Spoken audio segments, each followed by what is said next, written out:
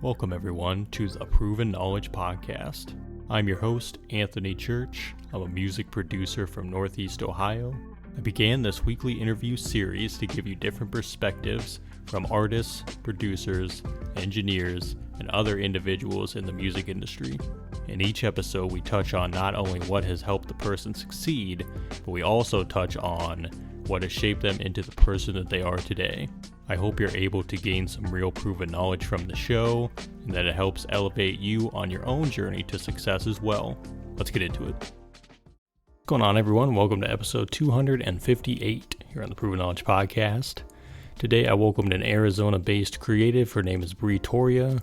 Bri is not only an artist, but she also does a lot of different work, modeling, designing, wears many hats. So I thought it was going to be cool to get to talk to her today, and it definitely was. Shout out to Dom for getting us connected. We had an awesome conversation, mostly about Bri's long history with music, having had exposure to it through her family, coming up in an early age.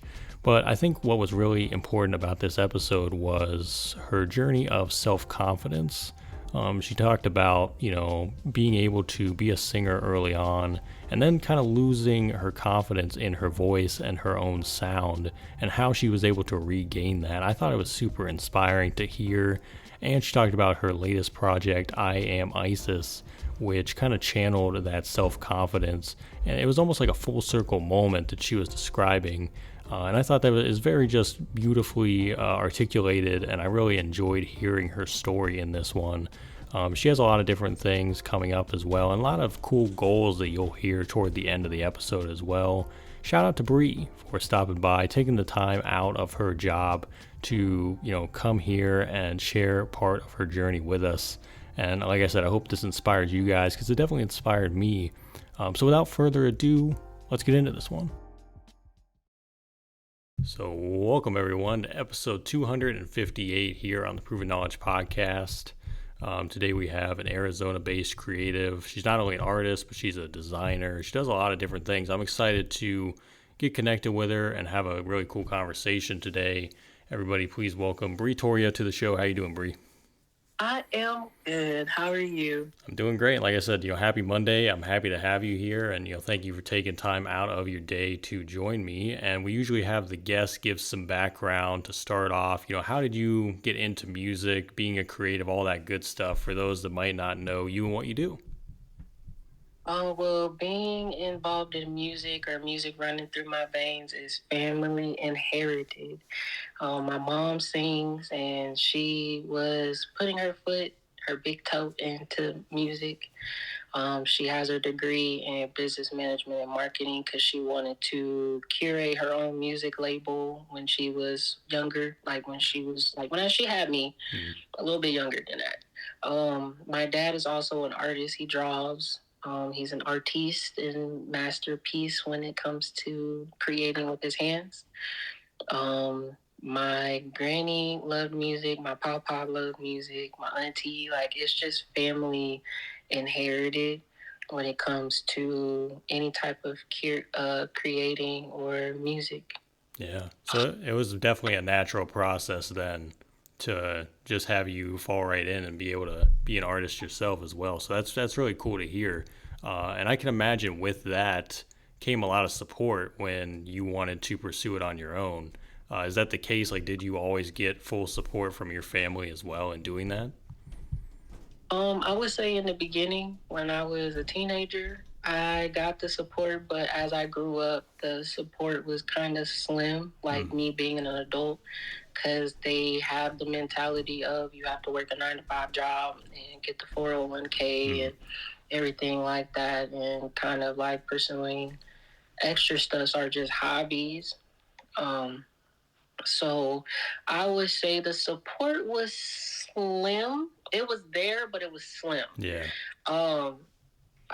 That's the only thing. My uncle, who is a producer, he supported me. He's the one that engineers my songs, and he actually produced one of the songs on my album, Pink Sky.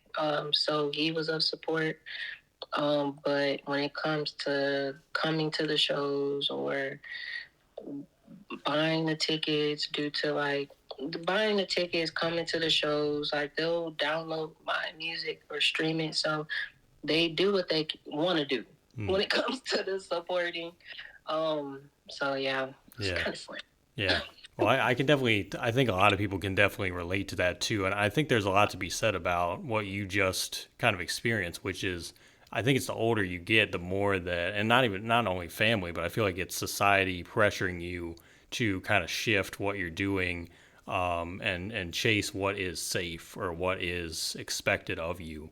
You know what I mean? And it's almost like they kind of pressure you into giving up on your aspirations in a way, or just putting that in the back burner.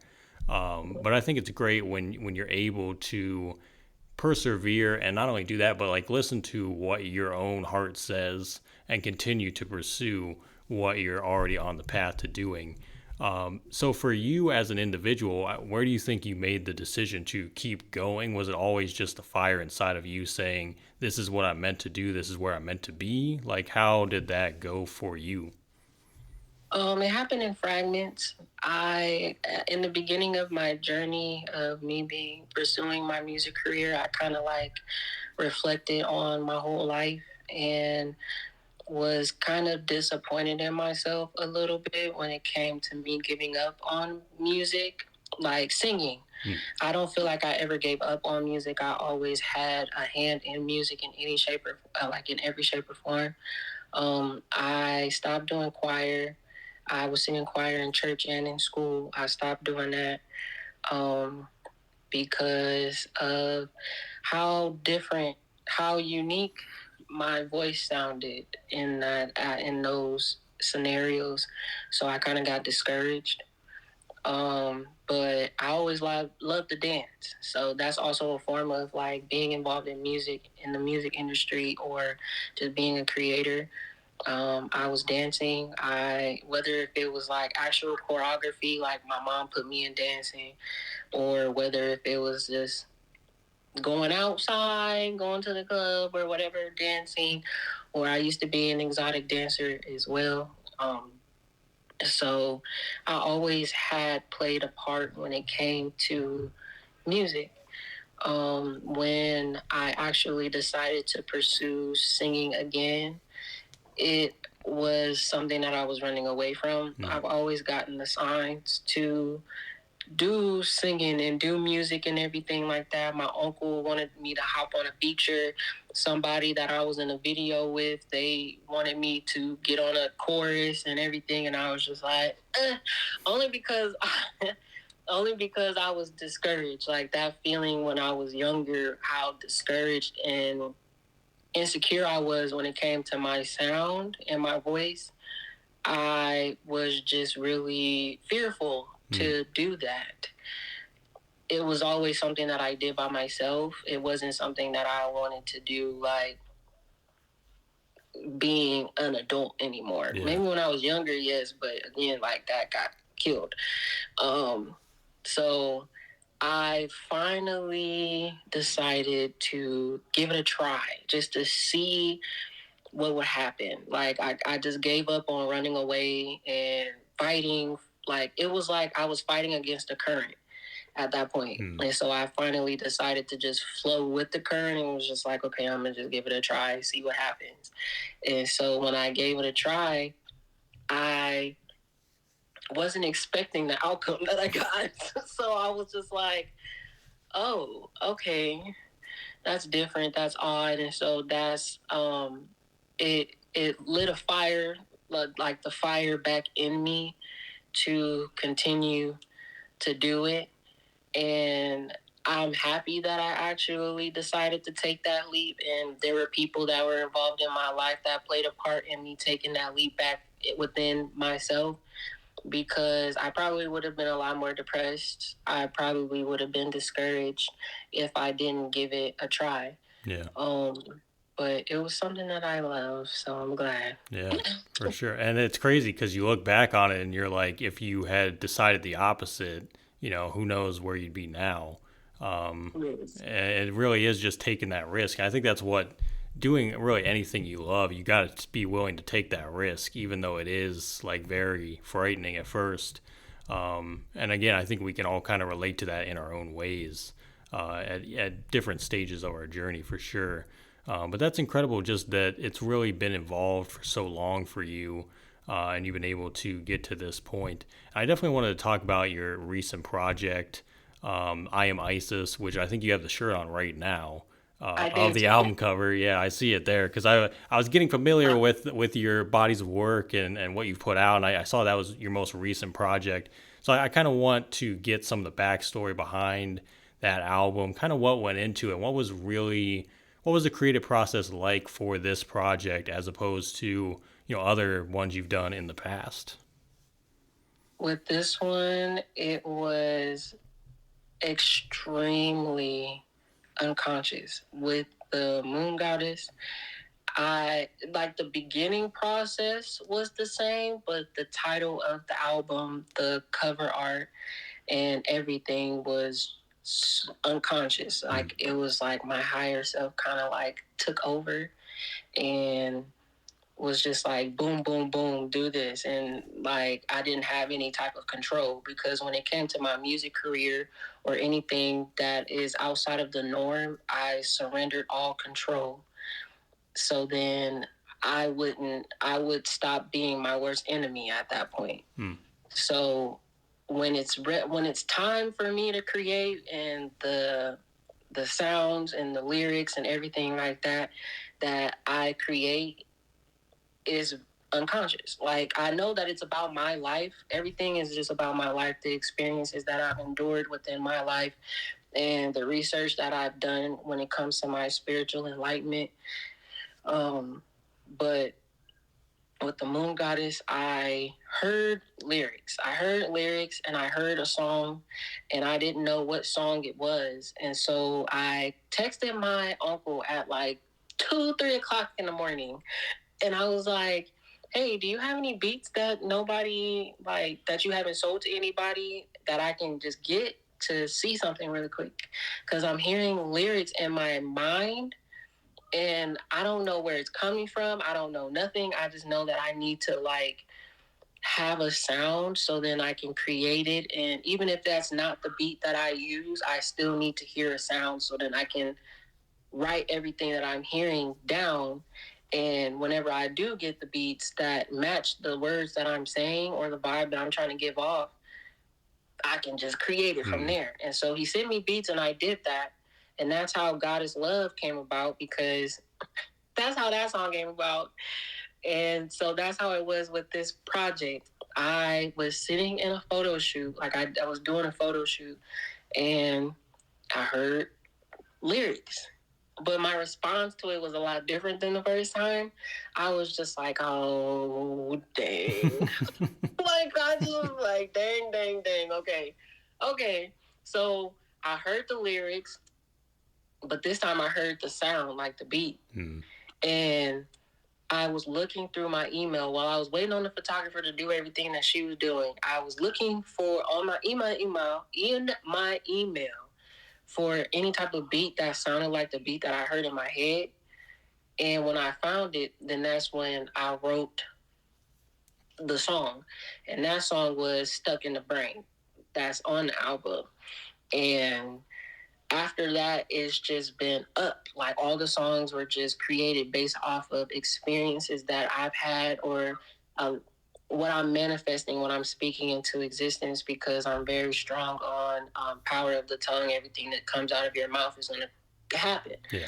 And so that's how that all created. Now, Isis, I didn't know nothing about Isis. I know very slim when it comes to Egyptian gods and goddesses and everything in regards to history, but I didn't know nothing about Isis. So when I came up with the name of the album, I had to do my research on it first before I posted it, because I would hate for me to post something and I don't know nothing about nothing. Like so during that 2-year aspect of creating the album, I did a lot of digging when it came to Isis, and I saw a lot of similarities when it comes to like her life and the meaning within her energy and her whole being. Like I related to it. And so I was like, okay. Like, now I know what I'm doing. I know what I'm talking about.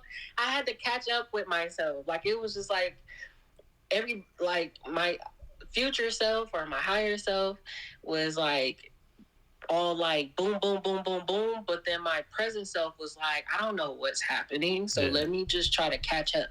And so when I caught up, my life completely changed after that. Like, mentally, spiritually, and just life in general changed. The cover art for it, someone from my previous job actually drew a photo. Like, the photo doesn't really resemble me, but based off of me telling them my story while I'm at work, it was just like random. Like, I was just expressing myself. They curated this design with the girl that's shaped like a trombone, and I think that's but she was covering herself, like she was hiding herself, she was hiding her sound, and she wasn't trying to share it. And that's pretty much what they curated when it came to me. Is not a lot of people play that instrument. It's only a specific group of people that play that type of instrument, but it's still a beautiful sound that it makes when the right person plays it. And so that stuck with me. And so I put it as the cover art to the album because I was hiding my sound. I was hiding myself because I didn't feel like I was fit for the sound that was coming out of myself. Yeah. But the album was pretty much me tuning into that and embracing it and showing different aspects of where my voice can go and how I can control it. And so that's the whole album. That's the cover art. That's like everything. I had to really be vulnerable and open when it came to this whole project and my sound and myself to drop it. Yeah. Hey there, hope you're enjoying the episode so far. I just wanted to take a quick minute out to let you know about a couple different ways that you can support the podcast. One of the ways is by clicking that support the podcast button within your streaming platform. That is if you want to be a monthly supporter of the show. You can contribute either 99 cents, $5, or $10 a month. So that's the first way, and that's the more traditional way that we've had now for the last couple years. The other method that we actually just recently introduced is from our good friends over at Ko-fi. Ko-fi is a virtual tip jar. We have set our limit to a minimum of $10, but you can go make one-time, one-off donations. So if you visit ko-fi.com/the Proven Knowledge Podcast, you'll be able to donate. And all these different forms of donation go towards getting new guests every single week, getting potential sponsors on board to do giveaways, and overall just making the show better for you guys. So if you want to do that Ko-fi link, it's ko-fi.com/the Proven Knowledge Podcast. Otherwise, again, look for that support the podcast button in your streaming platform if you'd like to be a monthly supporter. And I just want to say thank you guys for your contributions. And without further ado, let's get back into the episode. For sure. Well, I gotta say, I love the layers and the introspection and just the story behind it too. And the fact you said it was about 2 years in the making, I think that's impressive too, because I think it's almost you were allowing yourself to go through all that to get to the point to be able to create a project like that. You know what I mean? I think a lot of people try to rush it. Maybe they only want to do a project in a couple months, but you kind of just let it live through your real life experiences and kind of get to a point where you were proud of the project. And I can tell you take a lot of pride in this project as well, just from telling the stories about it. Because I don't know, I've had a lot of interviews where I talk to someone about, a certain project and they're just like, it was stressful, I went through hell, like it was all this stuff. Even if it was a great body of work and they're proud of it, it's like they had just a really rough time getting it going. And for you, it sounds like it was not really that. It sounds like it was almost like therapeutic in a way. You know what I mean? To kind of be able to address those things. Yeah. For sure, It for was, sure. it was still, Yeah, but I changed my perspective. yeah.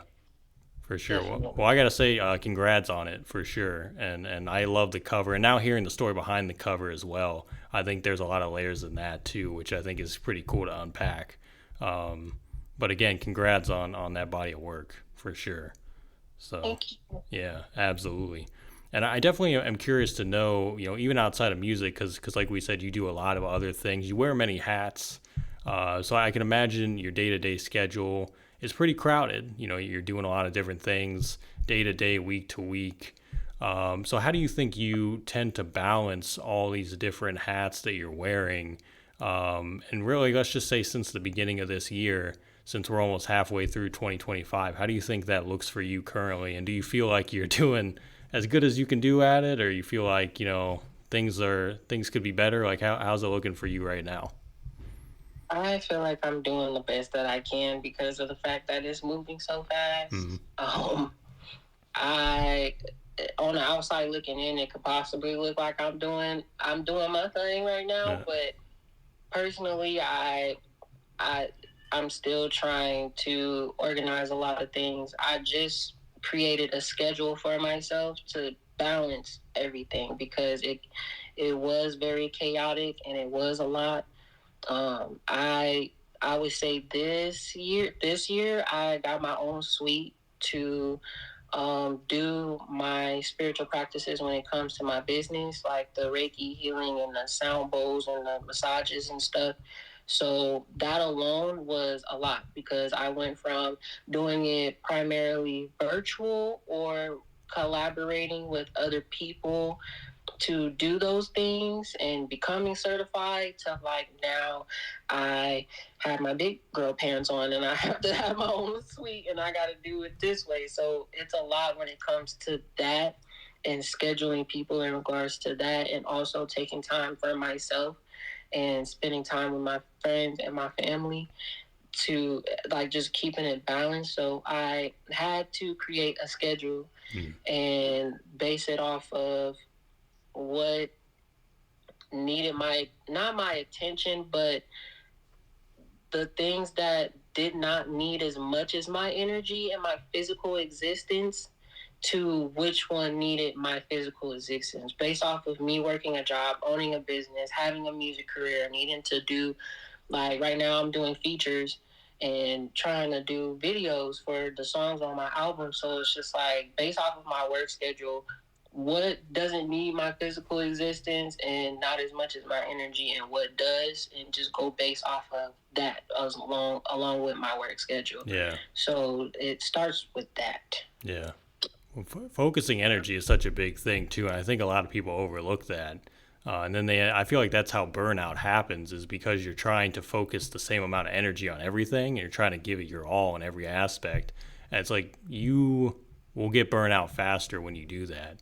But like you said, I feel like if you have a plan and you have a schedule and like a regimen that you're sticking with, it works a lot better, and just helps you stay organized and stay sane. Because I feel like you'll just go crazy if you if you don't, honestly. Um, so yeah, I commend you on that as well, because I think that's a big thing, and I'm sure it'll change because everybody's schedules change. It seems like month to month sometimes schedules are changing, and you gotta adjust things and move things around. But I think it's definitely good to stay on top of that for sure. And someone like yourself that does so many things, it's impressive to see that you are doing that in the best way that you can. So I think that's definitely commendable for sure. I appreciate that. Yeah. I'm trying. Yeah. That's all you can do at the end of the day. So yeah, that's Yeah. all you can do. But I know you shouted out your uncle on this episode so far a few times, as someone that has been very influential, someone who's been very important to you on this journey. Is there anybody else you want to give a shout out to? Collaborators, just anyone that you have been working with recently that you'd like us to know about on the show today? Ish. Collaborators. I collaborate. Well, of course, thank you to my photographer. Thank you to my ex-coworker that created the image to the album because it's gotten a lot of love when it comes to like how it looks and everything. Um, Goodness, just the higher power for keeping me sane. I think that's like my biggest collaborator. I feel like even being in the scene, it has. I don't have no features on this on this album. I don't have no features. I definitely want to thank the producers because they were the ones that found me fit enough to create on their masterpieces that they created, and they put their energy in there. So definitely big shout outs to all of them. Literally different producers on every song. There's not one. I would say Lyric produced 2 songs. I forgot the rest of the names, but I only know Lyric because I've done features with him too, and he's engineered my songs in the beginning. And yeah, they're all over the place. Philly, Detroit, Chicago, Milwaukee, Georgia, Texas, like all over. So I definitely thank them for seeing me fit and collaborating with them, and my family that I've created for being of support and loving during this process, because it has not been easy. Yeah. And I haven't been easy. I've definitely been a pain.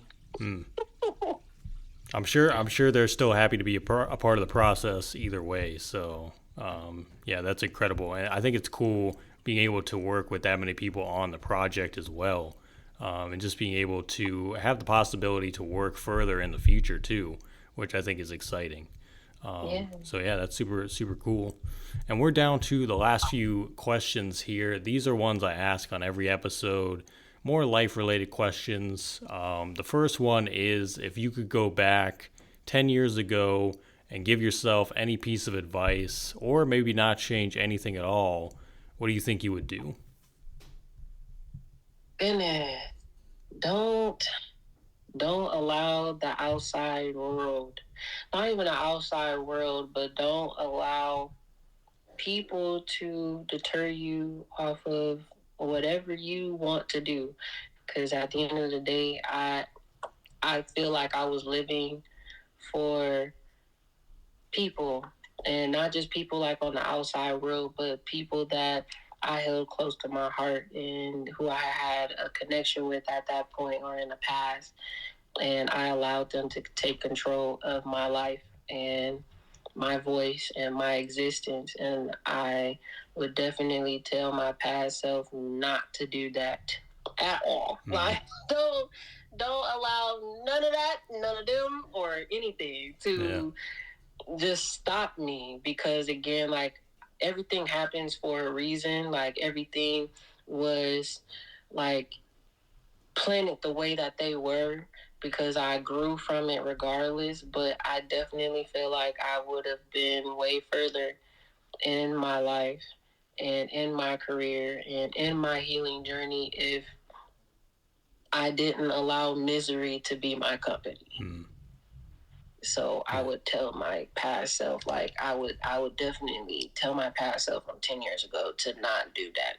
Yeah, I love that.